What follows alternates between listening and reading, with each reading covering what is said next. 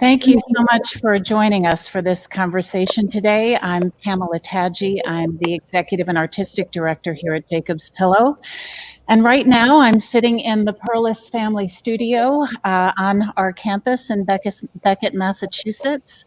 It's an absolutely spectacular day. The leaves are that light green yellow, just about to burst. And there's a great sense of generative energy here today. And I'm so excited that you've joined us for this conversation.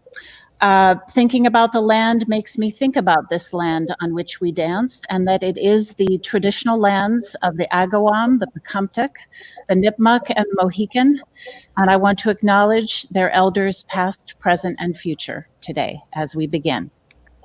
So Jacob's Pillow is known as the crossroads of dance. It's where young dancers at the beginning of their careers meet dance artists that they've known and admired for years or studied.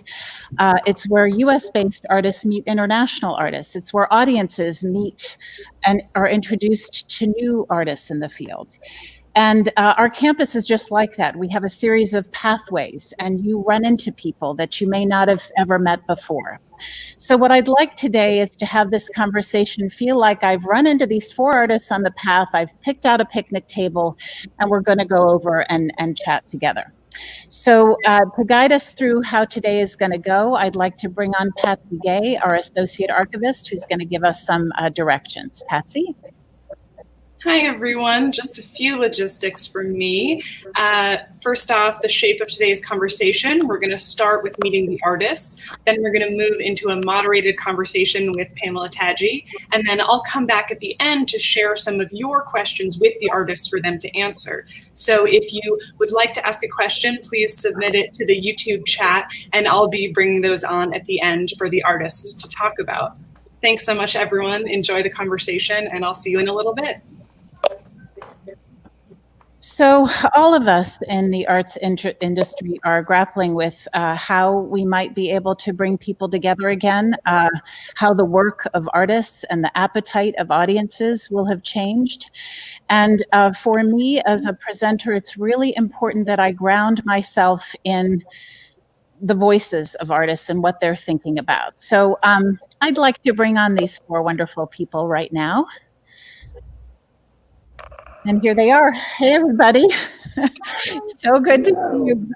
Just wonderful. So what this group shares is they were all slated to be a part of Festival 2020 this summer. And you all know that we had to cancel our festival. So what binds them together is that they will always be Festival 2020 artists, but they're grounded in geographies all across this country, very different landscapes and very different perspectives. So I'd really love to begin with each of you telling us a little bit about what you're doing in quarantine and what you're thinking about. And I'm going to introduce you one by one. First, Ana Maria Alvarez, who made her Jacob's Pillow debut on Inside Out in 2009 with her company CONTRA-TIEMPO, based in California.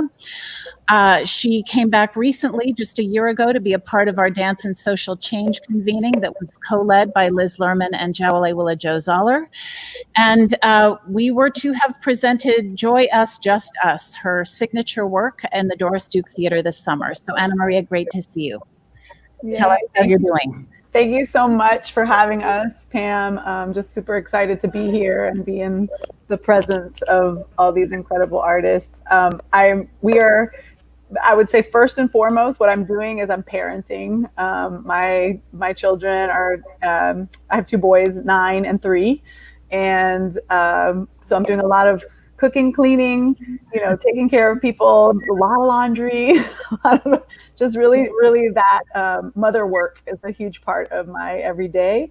And then the company has actually been a real lifeline for me during these times. Our company's been gathering every single Thursday just to be together and see with one another and connect with one another and hear where people are and what they're going through. And then we have a few online offerings that we've been doing regularly every single week. Conversations with mother artivists, a dancing familias class, and then also, which is just a complete lifeline for me, also just to be in the midst of other folks parenting and during this quarantine. And then a company class where we rotate, and each one of our company members shares their light with our community and with each other once a week. And so that those three things have been incredibly grounding in all of this. Yeah.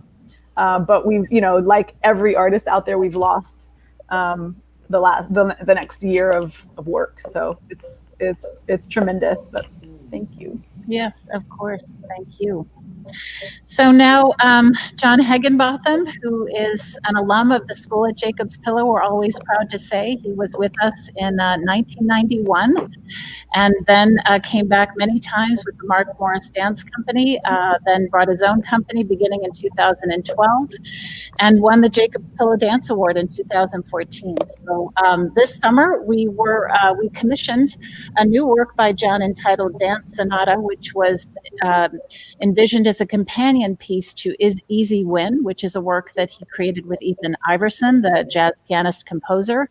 So we'll look forward to seeing that work at some point. And meanwhile, John, great to see you. Tell us how you're doing and what you're thinking about. Thank you, Pam, and hello, fellow panelists. It's really lovely to see you and be here with you at this picnic table on the grounds of the Pillow. Well, I'll say I was right in the midst of kind of starting to create the dance for this commission that Pam just mentioned, Dance Sonata with music by Ethan Iverson. I was with my full company in a residency at Ballet Tech, which is Elliot Feld's space and school. And the process was going, I mean, beautifully. Like, I'm sure some of the other choreographers right here in the room can speak to this as well. But, sometimes it's easier, sometimes it's harder. Sometimes you know more about what's going on, and sometimes you have to fight for it. And this one was easy. Like, we would walk into the studio every day and just start making up tons of, well, what I would consider to be interesting material. I mean, we'll see at some point, but get things that were exciting and engaging for me. And also we were laughing all the time, and it was a good time. And then the curtain just descended on us, with the coronavirus. And, oh, pardon me. My computer almost descended on me as well just now. And then, so I've gone through a period of, I have not necessarily felt compelled to create virtual work, and I've been sort of willing to just kind of see what this time is and listen to sort of what's happening around me and inside of my impulses. But then I've gotten a couple of assignments for virtual work, and I have found that to be quite engaging, actually, genuinely excited about it. So I have started a new large scale project with my dance company. And in the collaboration with the musician, Colin Jacobson, who is a fabulous violinist. And he and Dan Heginbotham were taking on the 24 Caprices by Paganini, which is for those who may not know, this is the Mount Everest of solo violin concert work. And we're going to make up a new caprice every month, every couple of months. And the first two are going to come out May 31st as part of Works in Process at the Guggenheim. Just five minutes of dancing. So I'm excited by that. And then I'm also teaching virtually at Dartmouth College, where I'm a lecturer in the Department of Theater. And I also work with the Hopkins Center for the Performing Arts, which is in partnership with Jacob's Pillow. We have a college partnership membership there. So I actually really do feel like I'm connected to the Pillow because the archives that are available through that college partnership program have been quite valuable to me and the students I'm working with. And yeah, so that's kind of what's happening right now. I'm in Brooklyn, New York. I'm in my kitchen between my refrigerator and my coffee maker. If anybody wants some coffee, just let me know. I can brew some.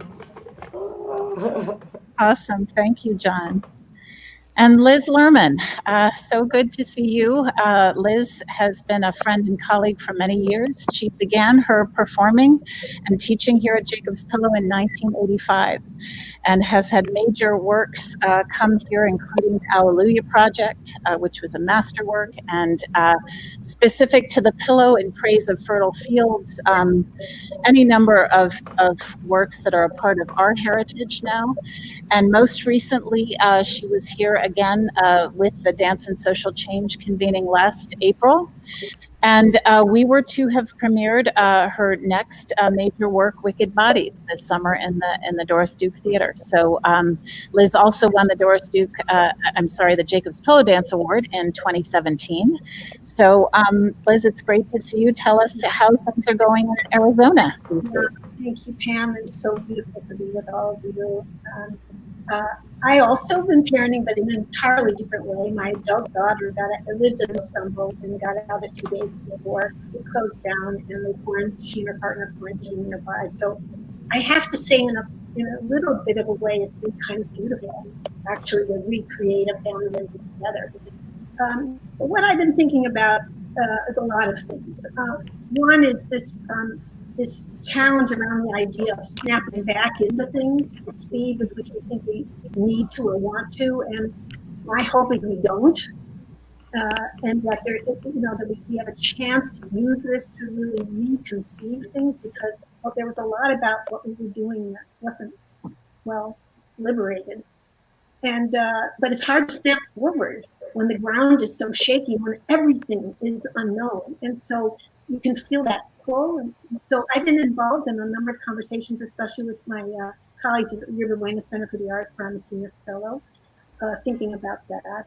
I've been deeply engrossed in Wicked Bodies, despite the fact that it can't happen at the Pillow.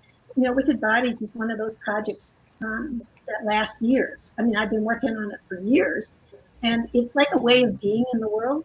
When sometimes their works, it's like the way I see everything is through a lens of, well, in this case, witches and extinction and, museum collections. I mean, so I haven't let go of that. Right. But it's been highly challenging. And then the last thing, I just want to speak a second about all those of us that are school-based. I am at Arizona State University, and what has been going on for our students and the ways in, cancellation when you're a senior and a fifth of your life has been taken up in this school. And then so I've been posing that we should have cancellation festivals, but I realize even that is not in the works because we don't really know, what's ahead. And I know we'll get to this later today, but I'm hoping to talk about the kind of behaviors we bring to the screen when suddenly we're taking dance classes, which is different from social media, which is different from your seminars, and which of yourselves is coming forward into this, and how critical response in particular has turned out to actually be a mechanism for maybe managing some of the stress around that stuff. So that's kind of what's been cooking. Excellent, thank you. And Cleo, oh my goodness, so good to see you. Cleo Parker Robinson first brought her Denver-based company to the Doris Duke Theater in 1996. and was a big part of our celebration of Catherine Dunham in the year 2002. And we were excited to welcome the company back after many years to celebrate their 50th anniversary with a really pillow-specific program. So we'll get there, Cleo. It's so good to see you. Tell us how you've been doing. Well, honey, first of all, Pam, I just have to tell you thank you for bringing us together, because it brings my heart closer to where I thought we could be. And even though we're really not physically there, you're there. And I can feel the spirit of Jacob's Pillow that is so necessary. It's such a special place. And we've been so blessed to be there. And I feel like even though I'm not physically there, this virtual moment, I really cherish because it has a vibration. As you started with the land itself, there are very few spaces where we can just feel that we're connected, that that's a place of connection. And right now we really need it. And so even if people just join us virtually, I think they can feel the power the ancestors there.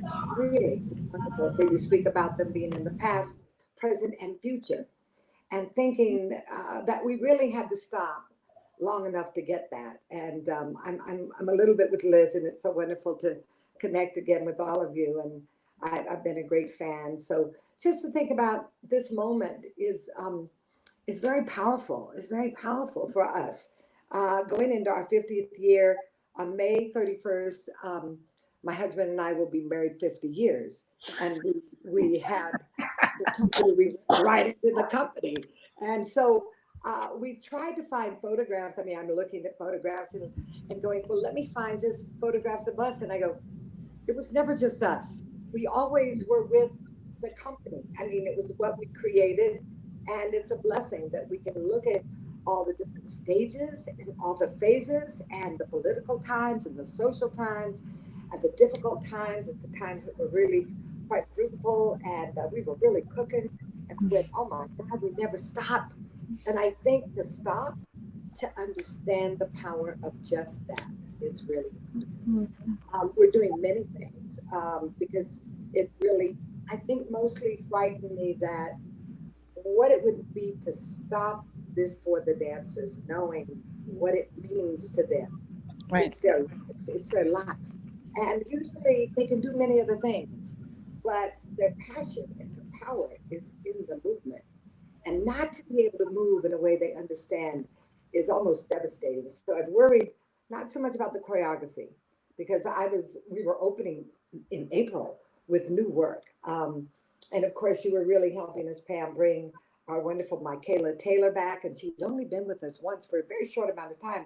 So we're going, okay, we're going to bring to the pillow sort of her expanded space of resist.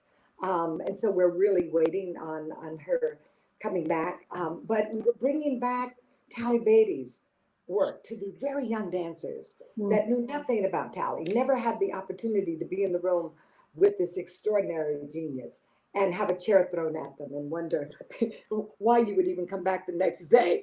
It's amazing. How do you transfer some of this information? So part of what we're doing is going to our archives. So Norwood would understand, and Patsy, how important I think that is. We have to bring life to that, and bring it through their bodies in a way that's virtual. So we're taking class every day. We are, and that's kind of wonderful for a moment. And then to look at it, you go, somebody from Hawaii took our classes one, somebody from Berlin took the class. I mean, then you feel like this wonderful space that just expanded for yourself, which is fabulous.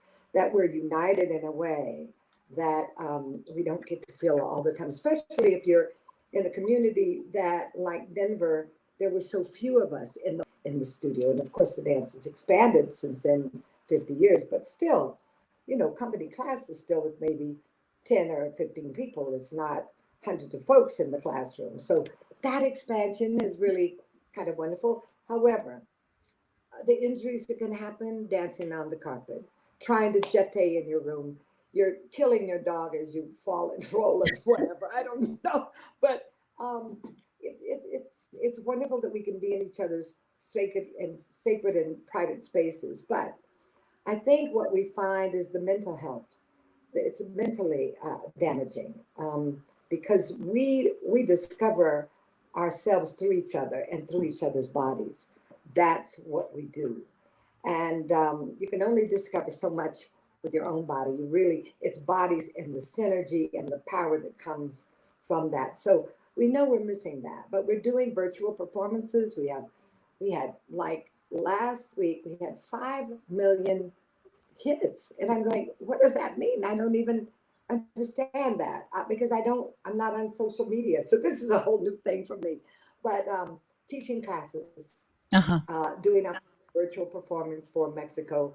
And we sent that.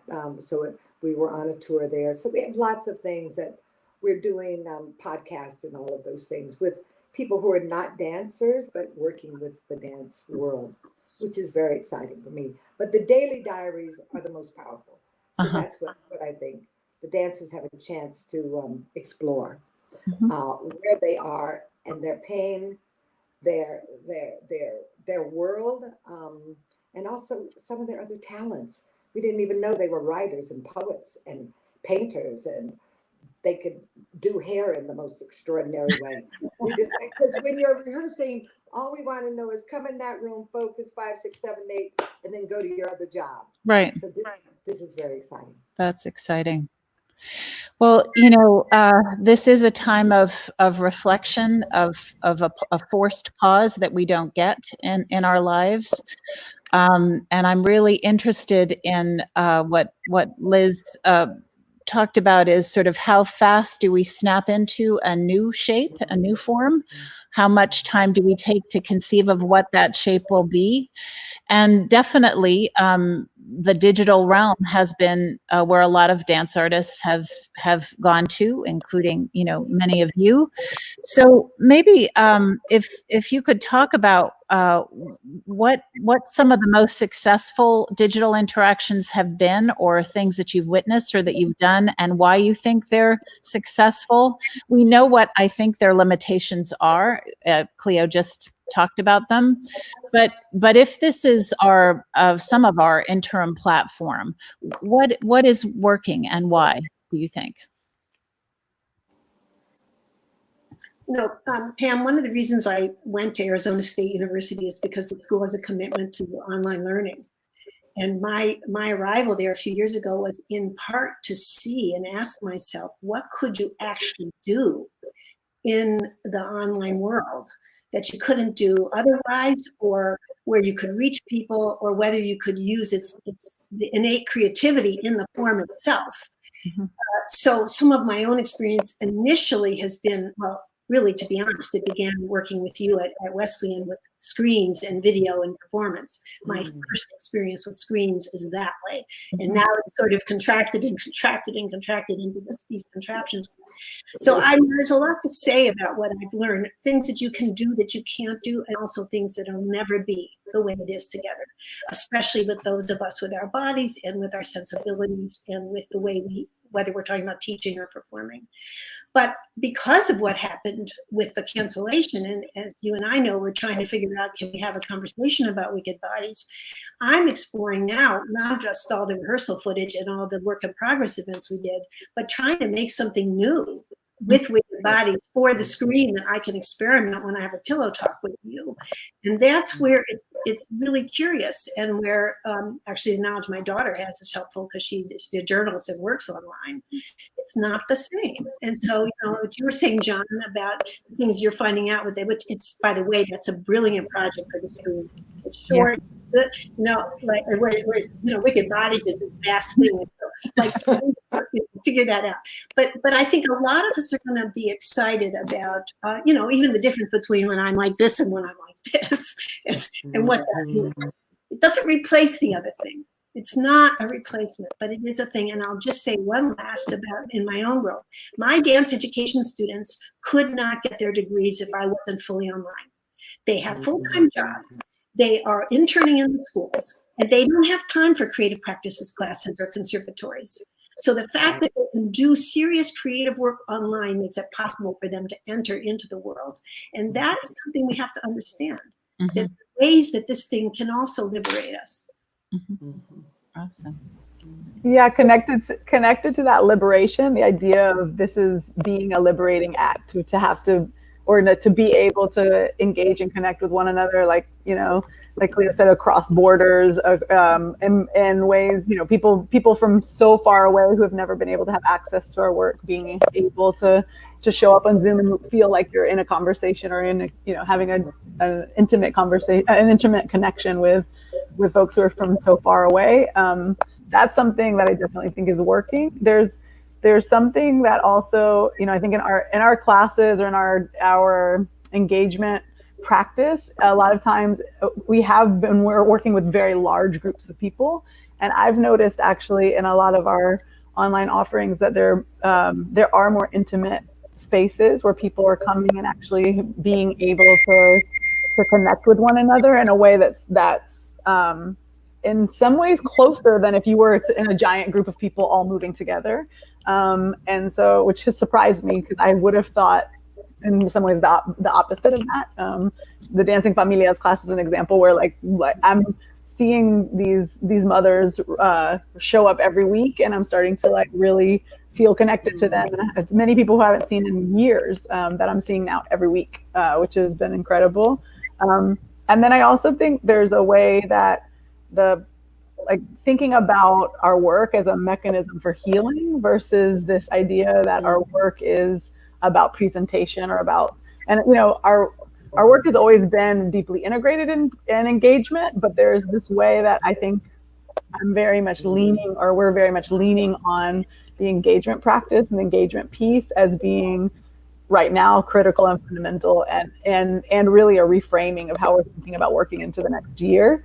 That it's not as much about, or even the creating new pieces out of video that we've had in the past, thinking about them as like engagement pieces instead of thinking about them as just works of art. Like which I think is a real advantage to our field. Like how is our art really engaging people? Because there is a way that our field has sometimes, I think, allowed lots of art to be created in the space of not actually thinking about that engagement piece. And now we're all thinking about it because it's a mechanism for survival in many ways, right?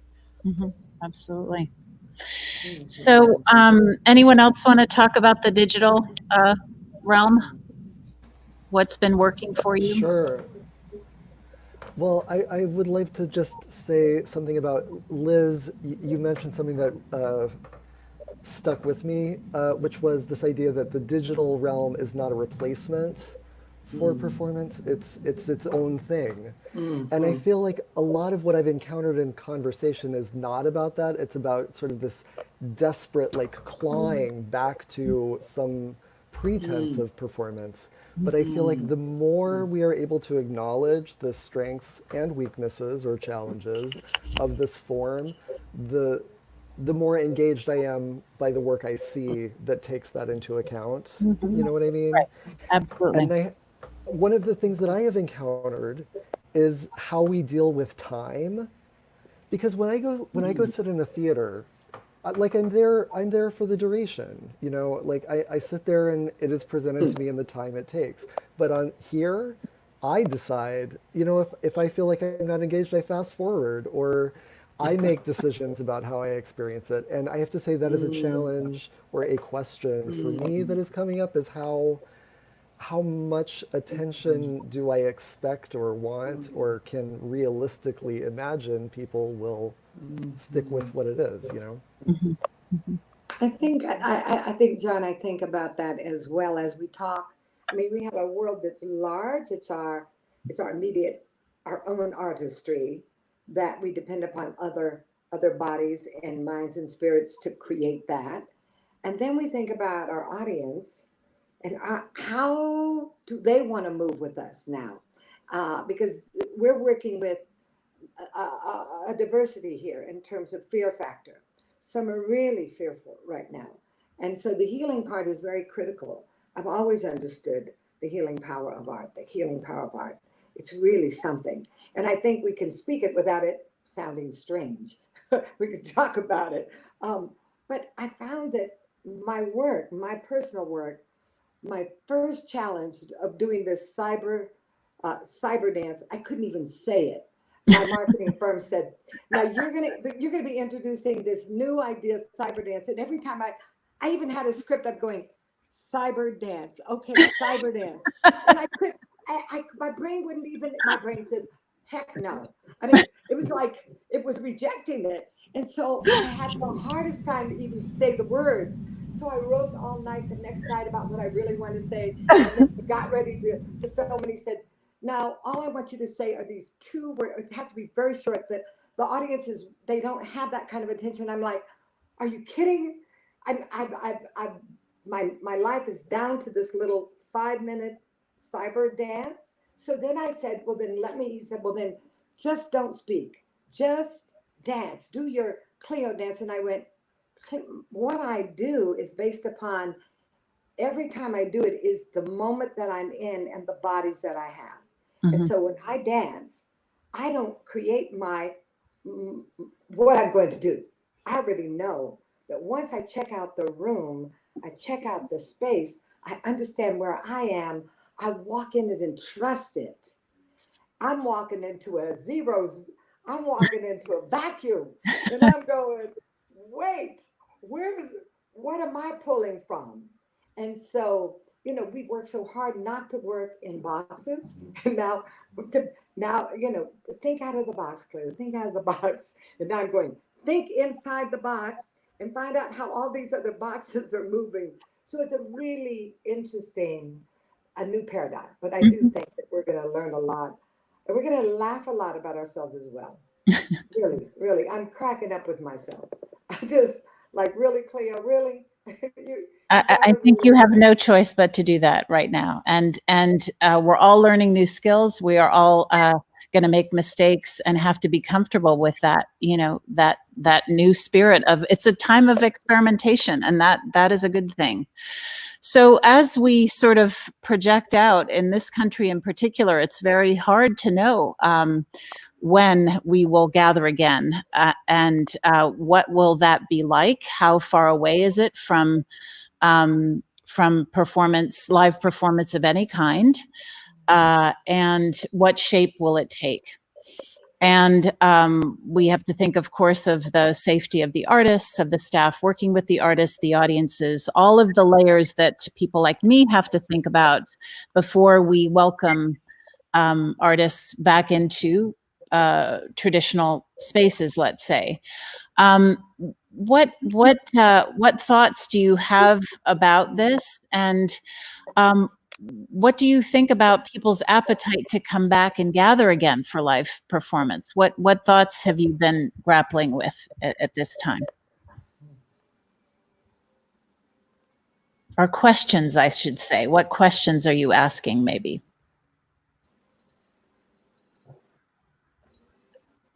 Who's going to go? I have lots of questions. I want to go, but I also am always in alphabetical order. I keep going first. Go, Liz. Yeah.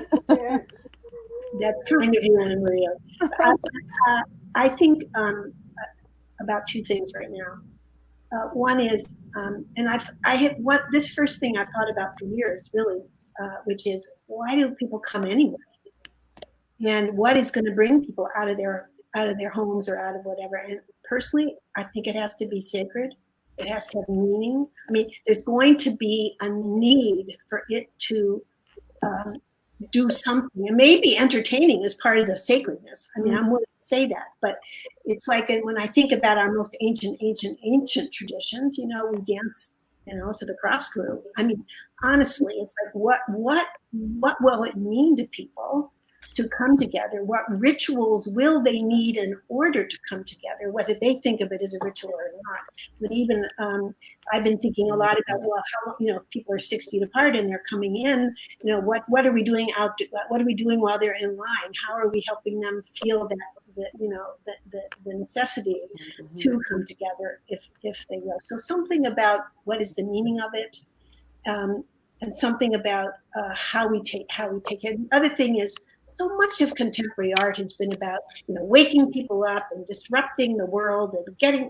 I'm not sure people won't need to be comforted, at least for a while, and that's going to affect our aesthetics. That's going to affect the way we do things and what happened? And are we prepared to understand that we have to look at what is truthful, what's real, what's needed right now. And it may not be the things that we always thought. Yeah, I was gonna say that which feels very connected to what you just said, is that the work to get people out of their homes, to get to the space where they feel comfortable gathering, has to be connected to healing, right? Like there is this sense of that desire to connect. That connection is at the root of it, and so I imagine that there might be, before we're actually gathering inside of theater spaces, that there might be spaces that we can gather that are outside. I mean, I think about the Pacific Ocean and being how just being able to go and there are people who are like 100 feet away from one another, but all in this space together, being and connecting with this beautiful being of mother, like the mother water, and so somehow figuring out also as artists, like how are we engaging our lived environment, I think is a huge part of it but I also think getting a cure or vaccine or something that is going to allow people to feel comfortable health-wise is going to be critical to moving back into that space. But I also really love to imagine that we're opening up our capacity to think about what's possible with performance, that we don't just like flip back to norm, but there's this sense of like this is something that we can solve together and create something that we can't even actually wrap our heads around right now. Like I'm imagining that like where we will be a year from now is so beyond what we even imagined was possible in a powerful, beautiful way. And that I hope that continues to impact the field after all of this is over. Mm-hmm. I think about it. John, go ahead. I always love hearing you. You always go ahead. Thank you. I'll be pretty brief, and it's not going to be earth-shattering what I'm going to say, but and it also reflects a little bit of Anna Maria. What you were just saying is just like we have to feel a certain degree of safety, and whether that means you're in your car and watching something outside of your windshield, or you're wearing masks, or you're outdoors, or there are a limited number of people in the theater, whatever that is, like unless there is a sense of confident safety, then I think that's the boundary to us being together. But I feel like there are creative ways, outdoors, in the car, separation, all of these things that can help us. And maybe now is the time for simpler solutions. Maybe we see a lot of solo work or duet work where people are not that close together. Maybe the audiences are not that large, but it is still happening, like this is not gonna be suddenly that image of is it a Weeble? A Weeble that wobbles but comes back. Yes, that's right. Or the A whack-a-mole. bobblehead. The thing that you punch it and it goes like that and then comes right back up. Yeah. I mean, I feel a little bit like that's what's happening with us in the performing arts. We're going to find our way back to an upright, aligned position. Or we're going to find our way to a completely inclined position and acknowledge that there's some power there. I love this image of like the drive-through movie or the drive-up movie theaters, like people driving their cars and watching. I don't know. I just had that image of what happened to all those movie theaters. Like maybe those are going to start. Oh, They are. There's a lot of people talking about creating stages and large parking lots and having people drive up and see performance that way, or drive by. So yeah. Well, I think about what the 50 years has been, and I'm so glad I can think about when I wasn't in major theaters, and I can think about how we started, and it doesn't scare me because we started with nothing. We started I mean, we didn't have any money, we didn't have any theater, we didn't have any people, you just danced and you united with someone else who was in a like mind and we danced together. And I think it's that simple. I really do. And communities were segregated, and it makes me think a little bit that we're going to find a little bit of this this feeling segregated for different reasons. I don't know, but I know in those days we would have the black parts and Chicano parts and the wealthy parts and the whatever parts, and they never came together. And we would go to each different area and just dance. And sometimes we do a whole production for 2 hours, and maybe 5 people would sit there, and I was going, "This is insane!" And it would rain on us, and we still keep dancing, and we'd be slipping and sliding across the stage. But whatever we did to build that audience, that they were just people who loved and cared about being together. Now, I think we needed to be together physically. Now, to think about how we can still feel loved and feel cared about and feel honored and trusted in a more distant way is a new way of learning each other and trusting each other. It's going to, I think we have to be gentle and patient right now. And also, I think there's a lot that we can learn from those who are not dancers, just from the rest of the world. I keep thinking people are going to come to theaters or spaces with masks on, and that's really scary. Or it's very transformative because you go, so who's behind the mask? So I think people are starting to have a lot of fun with the mask. And sometimes we're seeing masks that look like they're ancient. They're coming from a Greek culture, an African culture, or a Native American culture. They're coming in very different ways, these masks. Very, very interesting, almost theatrical, but people are connecting with their animals. And I think they're going to be bringing them to the theater, to wherever spaces. They're connecting with them more than I've seen them connect with people because they feel they can and they have more time with them. It's a very interesting, I don't know, very interesting time. But we're doing more solos, Sean. I think I've had a large ensemble always. The work has always been like Donald McKell just created this work that we wanted to bring to the pillow. And it's so magnificent. And I had to bring more dancers because Rubicon requires that image of dancers coming on representing the world moving in this way that is very diverse and very powerful. And then I'm thinking, now I'm going to just work maybe just with solos and duets. And that's certainly not where I was working from at all. I was moving in that direction. However, watching the dancers do solos and duets, I get to see their artistry even more. And I get to know the human side of them because when they're very young, they're showing you how fantastic they can move, but they're fierce. But what you want to know is, where is it coming from? And even if I lecture a long time, they're not giving me what I want to hear. And I'm like, okay, they need a little more live experience. Then I'm finding these are the same dancers, but they are now in their life experience. And they're bringing that. It's a wonderful moment. Excellent. Well, I really love the visions that you've given us, and I think I'd like to see what our audience that's watching has for questions. Patsy, do you want to come on and give us share some of the questions that we've had so far? Thanks so much, and thanks everyone for asking your questions. It's been a really exciting conversation, both here with the artists and in the chat.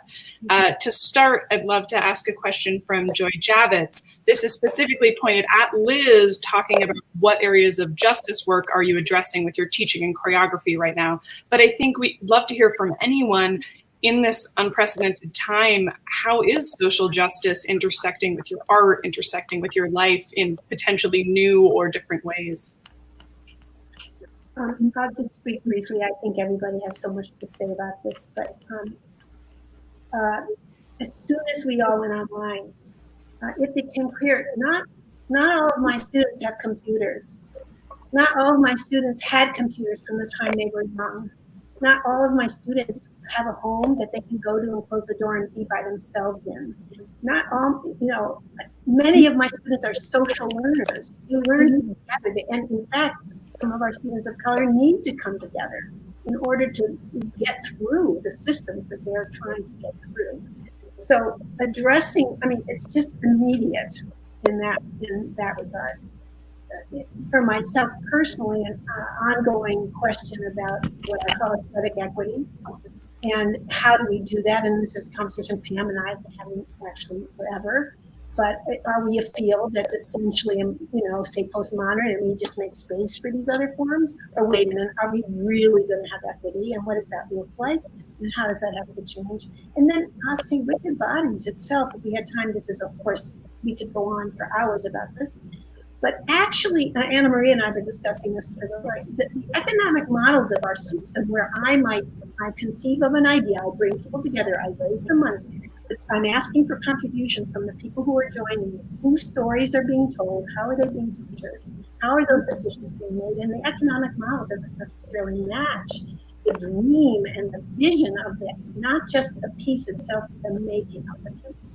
But if we ever get to do wicked bodies, then I think you're going to get to see one of the questions I was posing is which knowledge systems get celebrated, which ones get erased, and which ones get criminalized.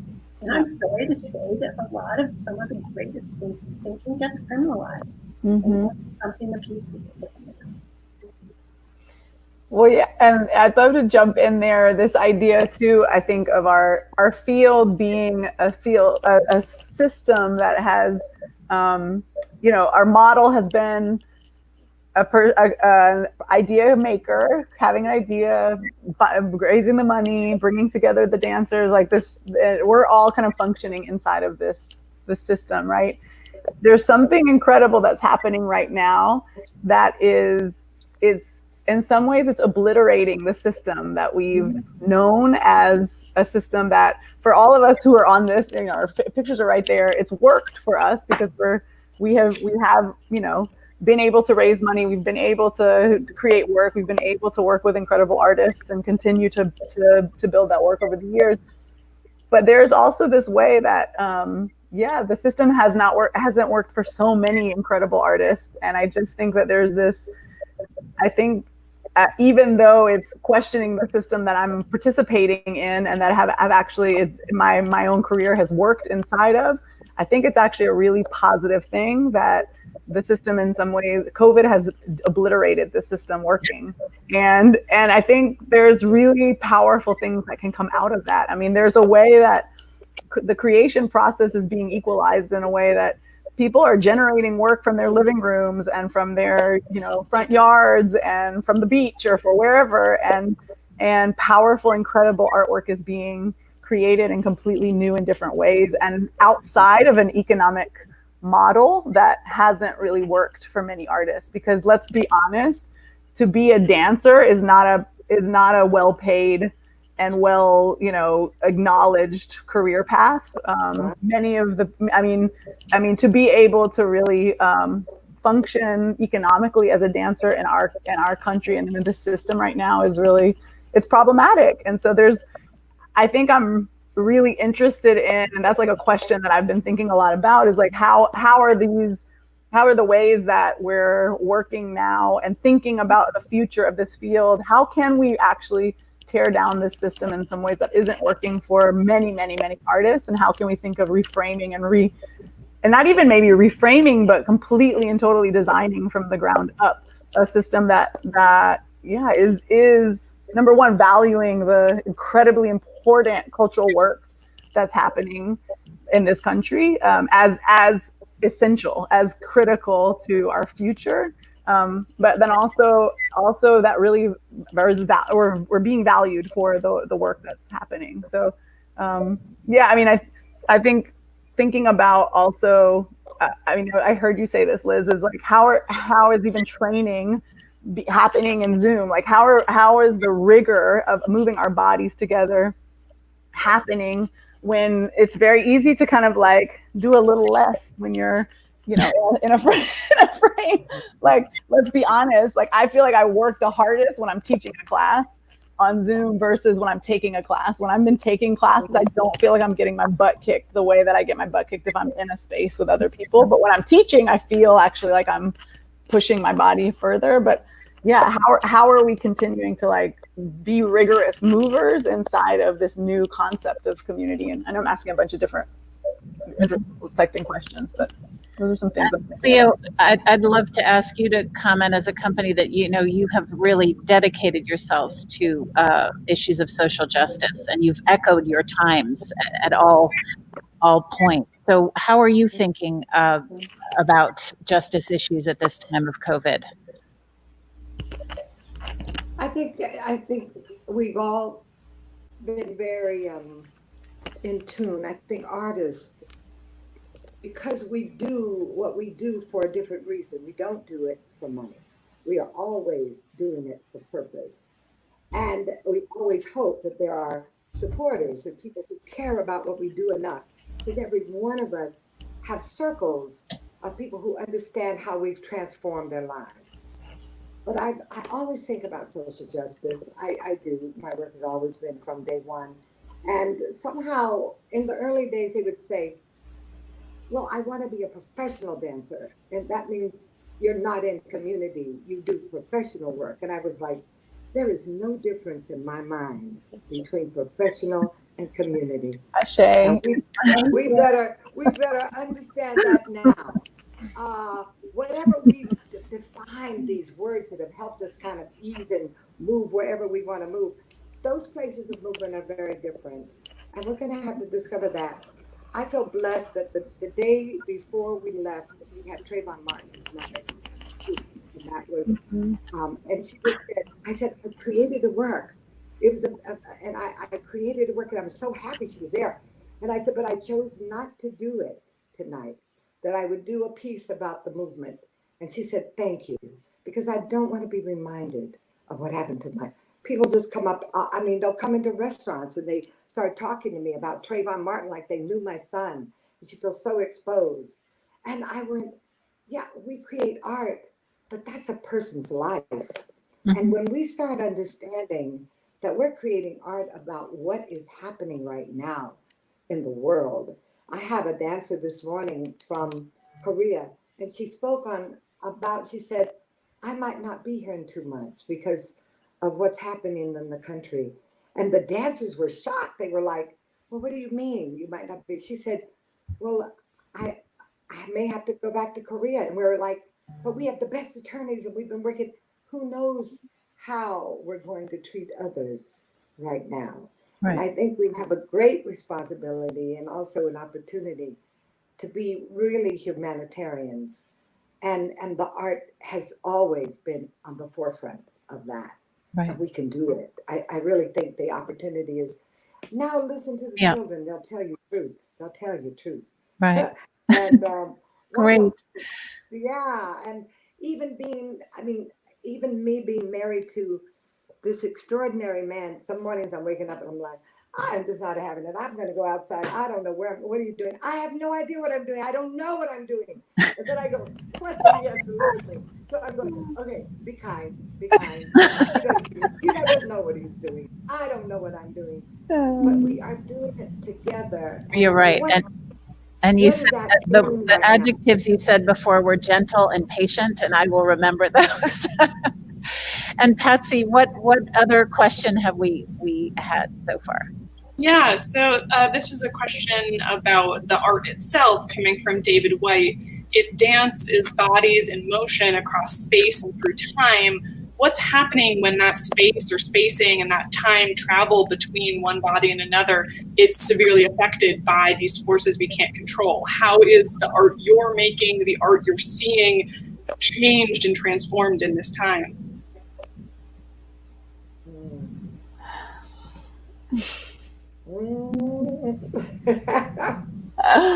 That's a big one. It's a big one. John, do you want to attempt that? I mean, in many ways, you thought about that in taking this commission with Colin, right? Yeah. Well, it was attractive to me to take on something that is like in some ways not intuitive for this time. Like this time, so much is like little short things which I also, I mean, I'm into it. I like receiving short spurts of stuff. But I was kind of feeling like, well, this is probably going to go on for a while, this time period we're in. So let's have a project that's going to last the duration or around the duration of that time.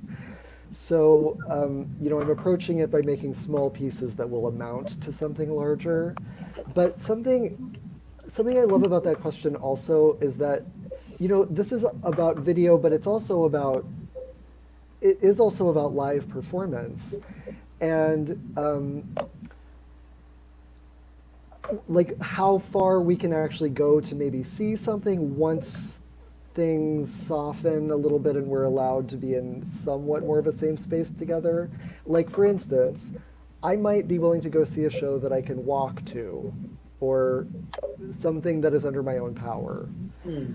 I don't know that I'm getting on a subway immediately to go do something like that. So it's just time and space of how to get to the event that I would be seeing. But then there's also this idea that there is something equalizing about how, like, I have friends who live in Fort Greene, Brooklyn, which is really not far away, and it is walkable. I mean, it would be a very long walk for me, but I could do it. But those friends might as well be in Southeast Asia in a certain way. So we're all there is something lovely about us all actually being in the same amount of distance or relative amount of distance from each other. That is because of this time and because we have to follow some rules in order to remain safe. Actually, I'm not sure that answers every aspect of that question, but I would just quickly say too, who's doing the dancing? Like, at Passover, there's a moment where you get up from the table, you open the door for Elijah. And one of my favorite things about that, since the time I was a little child, is all over the world, people are opening their doors right now. Elijah's coming in everywhere. And I think about, okay, so part of the dancing may be, the audiences have a little kit that they join in with. They go and they hang a lantern when we hang a lantern. So, I mean, the idea of the whose body is in space, whose body is in motion. We can go back. We've got this moment to play, and then we can always, of course, return to David's formal definition of dance. I think being able to play. Who choreographs and who dances is a very interesting thing now. And my thought is, wow, it's liberating on one level because you can become the dancer, you can become the poet, you can become the painter, you can become the choreographer, you can become the audience. There's that space that we're opening the boundaries even about how we see ourselves. And I think Ms. Dunham, and that's why I wanted to be back there in the space that I was with Ms. Dunham at Jacob's Pillow on her birthday. I think she was in her bed for a long time. And most of my work with her was when she was bedridden. Wow. And so convincing her, as many others, that we loved her so much, that we wanted her to come out of her bedroom and that the world really needed her again. That just because she was older, and I love the work that Liz has been doing, age has nothing to do with us now. I mean, we're a little worried because we're in that fragile, if I'm 72, everybody's going, oh my God, you're in that age. And I'm going, I'm going to dance as long as I can get this body up and move it. And I'm going to dance with anybody who wants to dance. And even if you think you don't want to dance, maybe you may want to dance when you get through. And so that's I think it's really a little bit more open than we've given ourselves permission. And so our rituals that we've had and our experiences, I've danced in the ocean, I've danced on mountains, I've danced on volcanoes. And when I danced on the volcano, man, let me tell you something. When that volcano is moving and the lava's going and the ocean's and you are dancing and you're going, and this might be my last dance, because I might be the fool that falls into the volcano. If I do, I'm going to fall dancing. That's what I'm going to do. And so I think the earth is moving and we're all moving together. And so, like Maya Angelou would say, let's dance. Let's dance. And we may not dance where we thought we were going to dance. I thought I was going to be there. And I am there spiritually. And so our spirits can dance in a way that Wonderful. we never allowed them to. Maybe not enough. But the sky's the limit. And we worked with the Maasai, and they had not a dance studio or water or any place to dress, undress, and the lions could come up and you go, a lion could be our audience? And I'm going, this is not the Lion King. This is for real. And they have to know how to dance with the lion. That means you better be in tune to nature. And I think that's what this time allows us to be. Mm-hmm. Well, thank you. That is an incredible way to close. John, you were raising your hand. Did you Well, want it just occurs to me, which I think is related to what Cleo is saying, and also to what is in the conversation and David's question. I just realized that there is a ritual and a performance that actually happens daily here in New York City at 7 p.m. Everybody, this is not necessarily a dance performance, but everybody goes to their windows or opens their doors and bangs their kitchenware, or if they have a bagpipe, that comes out, or whatever they have. And it's, to celebrate our essential workers who are, in hospitals and medical facilities and elsewhere.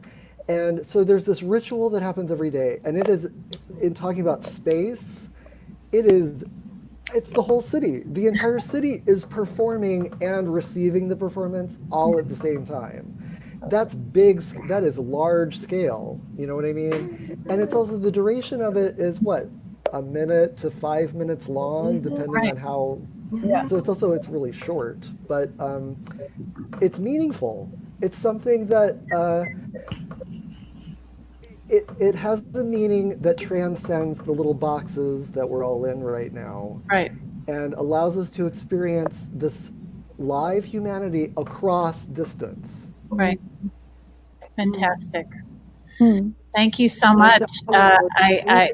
We could go on, but I think this notion of thinking about sight and scale and time and place, there is so much for us to consider and be inspired by, and you all have really inspired me today, and I know the people who have been watching, and thank you. I can't wait to hear how your ideas evolve, and I just want to let everyone know that Virtual Pillow will be continuing throughout, and you can just go to our website. There's a button that says Virtual Pillow. You'll be able to see the bios of all of these artists and their amazing histories and trajectories, and learn more.